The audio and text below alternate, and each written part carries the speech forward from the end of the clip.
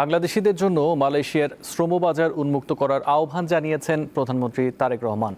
আজ পুত্রজায়ায় দেশটির প্রধানমন্ত্রী আনোয়ার ইব্রাহিমের সঙ্গে বৈঠকে তিনি এই আহ্বান জানান। একই সঙ্গে অবৈধ শ্রমিকদের বৈধ করার আহ্বানও জানিয়েছেন প্রধানমন্ত্রী। রোহিঙ্গা সংকট সমাধানে মালয়েশিয়ায় সহযোগিতা চেয়েছেন তারেক রহমান।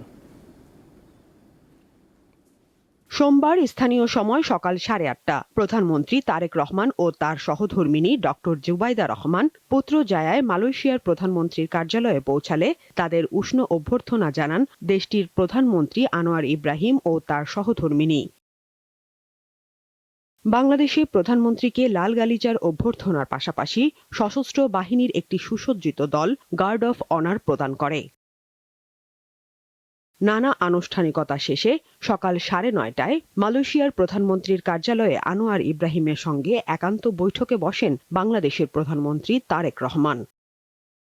ফার্ম ফ্রেশ পাস্তুরিত তরল দুধ, দুই নেতা প্রায় 1.25 ঘণ্টা দ্বিপাক্ষিক বিভিন্ন বিষয়ে কথা বলেন। পরে দুই দেশের উচ্চ পর্যায়ের বৈঠক শুরু হয়। বাংলাদেশ ও মালয়েশিয়ার প্রধানমন্ত্রী নিজ নিজ দেশের প্রতিনিধি দলের নেতৃত্ব দেন। এতে বাণিজ্য ও বিনিয়োগ সম্প্রসারণ ও জ্বালানি সহযোগিতা সহ বিভিন্ন বিষয় উঠে আসে। বৈঠক শেষে যৌথ সংবাদ সম্মেলনের আয়োজন করা হয়। এতে তারেক রহমান বলেন, প্রধানমন্ত্রী হিসেবে প্রথম বিদেশ সফরে মালয়েশিয়ায় যেতে পেরে তিনি আনন্দিত।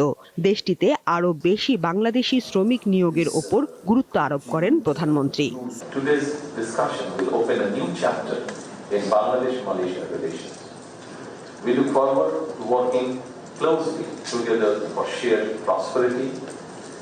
regional peace and more inclusive international order.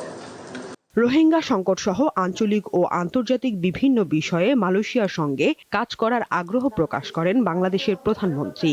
We are also interested in joining the regional comprehensive economic partnership. I appreciate Malaysia's support for Bangladesh, its regional integration efforts. His Excellency and I also exchanged views on the global issue, including the situation in the Middle East. We reaffirm our commitment to working together in the United Nations. মালয়েশিয়ার প্রধানমন্ত্রীও রোহিঙ্গা সংকট সমাধানের ওপর গুরুত্ব আরোপ করেন এবং বাংলাদেশের পাশে থাকার আশ্বাস দেন। Of course, through our common effort to try and work in influence to resolve the predicament of refugees, Rohingya in Bangladesh, also here, and to engage through the good offices of the foreign minister through mechanisms. মালয়েশিয়ার প্রধানমন্ত্রী আনোয়ার ইব্রাহিমকে বাংলাদেশ সফরের আমন্ত্রণ জানিয়েছেন প্রধানমন্ত্রী তারেক রহমান।